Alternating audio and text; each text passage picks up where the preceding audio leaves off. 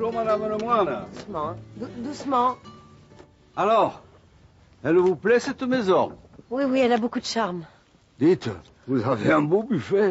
Oui, il était à ma grand-mère et j'y tiens beaucoup.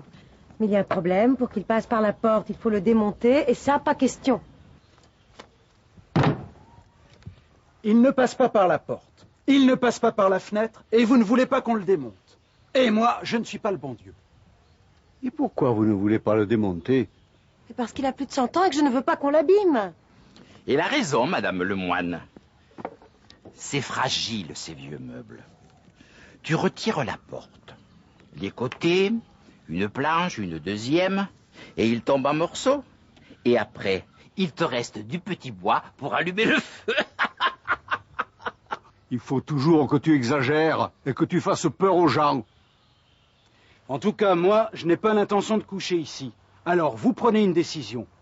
Ou je le laisse dehors, ou je le démonte. Il est bien beau, votre buffet. Mais j'ai peur qu'il ne passe pas, même sans les portes. Heureusement que tu le dis. On s'en était pas aperçu.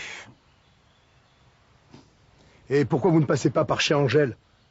Et après, vous passez par les terrasses. Finalement, c'est peut-être bien que tu sois là. Angèle! Angèle! Eh, bonjour François. Bonjour Angèle. Est-ce que tu peux rendre un petit service à Madame Lemoine? Mais avec plaisir. Qu'est-ce que je peux faire? Pour qu'on rentre le buffet sans le démonter, il faut passer par chez toi. Devant, ça passera pas. Mais par derrière, pas de problème. Je descends, hein?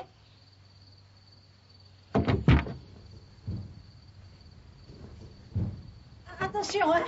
Doucement, hein? Attention. Oh là là là là là là. Moi, je ne crois pas qu'il puisse y arriver. Je ne sais pas si j'ai eu raison de les laisser passer par ma terrasse, pourvu qu'ils ne cassent rien. Finalement, ce buffet, je ne pense pas qu'il aille avec le style du pays.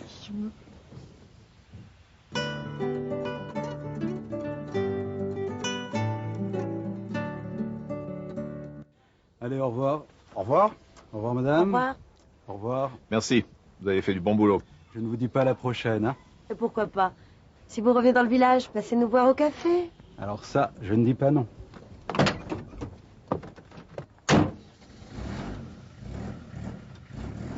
Venez prendre un verre, vous l'avez bien mérité. Sans vous, le buffet restait dehors. Entre voisins, il faut s'entraider. Mais je prendrais bien un verre.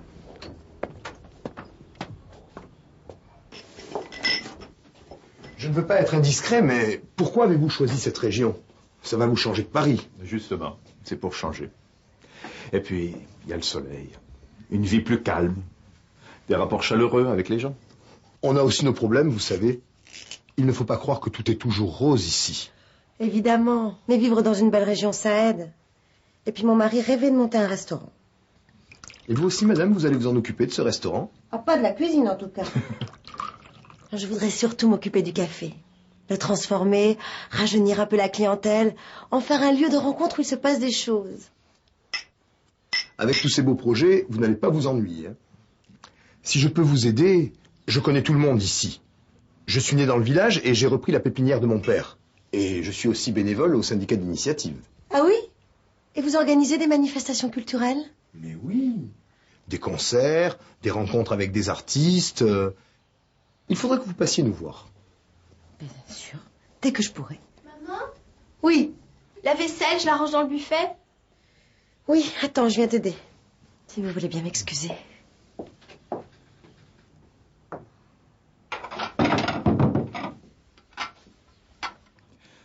Vous savez, il avait peut-être raison, Joseph. Je ne crois pas que ce buffet soit bien à sa place dans le salon. Si on le mettait au rez-de-chaussée... Oh non! Le déménagement, ça suffit, hein?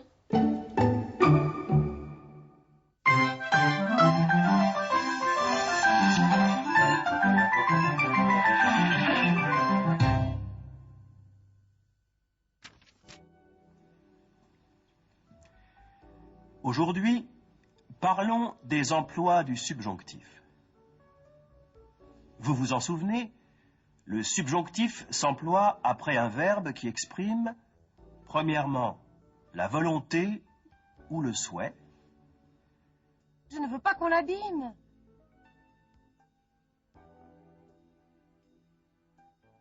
Et vous ne voulez pas qu'on le démonte.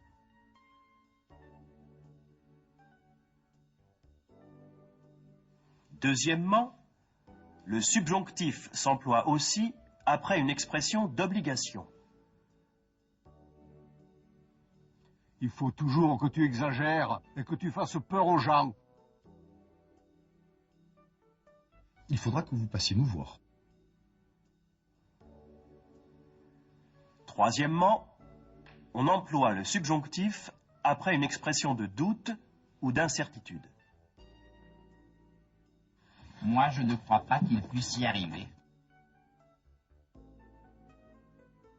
Finalement, ce buffet, je pense pas qu'il aille avec le style du pays.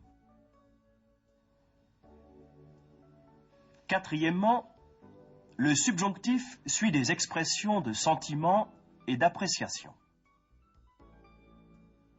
Mais j'ai peur qu'il ne passe pas, même sans les portes.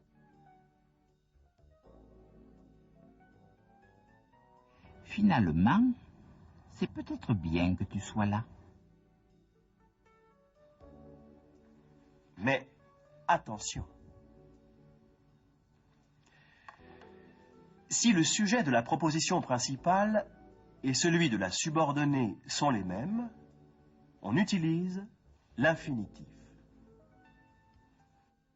Vous ne voulez pas qu'on le démonte. Vous ne voulez pas le démonter. Moi, je ne crois pas qu'il puisse y arriver.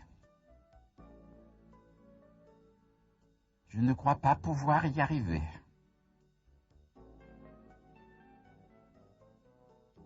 Je crains que ce soit un peu difficile, mais je ne doute pas que vous puissiez y arriver.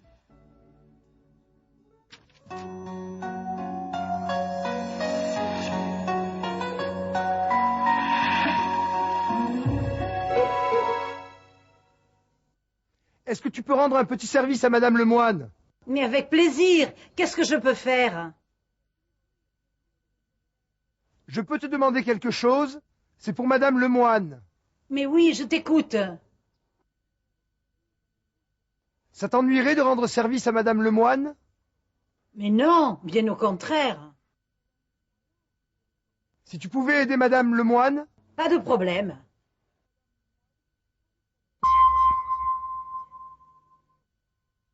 Venez prendre un verre, vous l'avez bien mérité. Alors ça, je ne dis pas non. Vous prendrez bien un verre? Ce n'est pas de refus. Je vous offre quelque chose à boire? Oui, avec plaisir.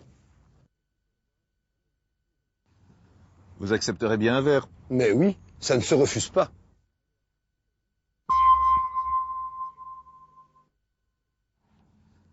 Venez prendre un verre, vous l'avez bien mérité. Non merci, je suis pressé. Vous prendrez bien un verre? Non, je vous remercie, il faut que je parte. Je vous offre quelque chose à boire? C'est gentil à vous, mais on m'attend. Vous accepterez bien un verre? Merci, pas maintenant, une autre fois peut-être.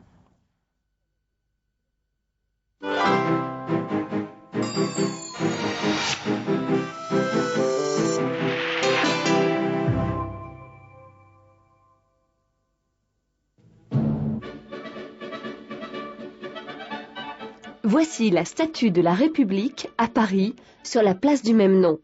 Elle porte le bonnet phrygien, le symbole de la liberté des révolutionnaires de 1789.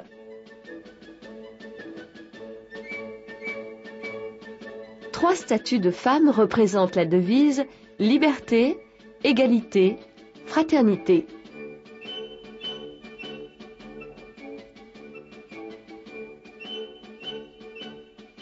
Autour du piédestal sont illustrées les grandes dates de la Révolution française.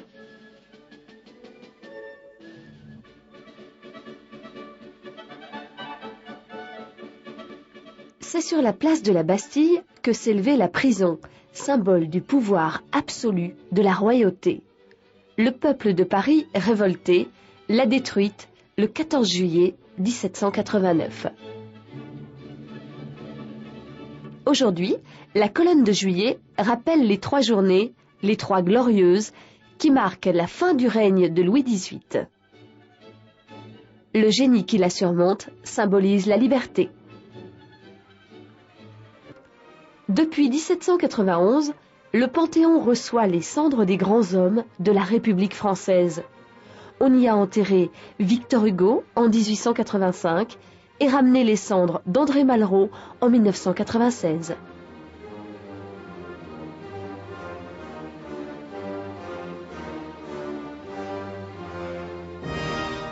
Et voici le palais de l'Élysée, un superbe hôtel particulier du XVIIIe siècle. Depuis 1873, c'est la résidence des présidents de la République.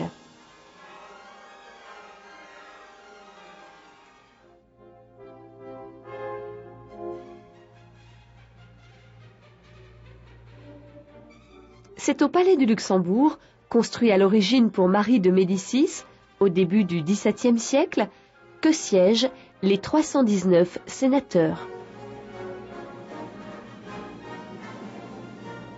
Enfin, voici l'Assemblée nationale, où 577 députés élaborent les lois.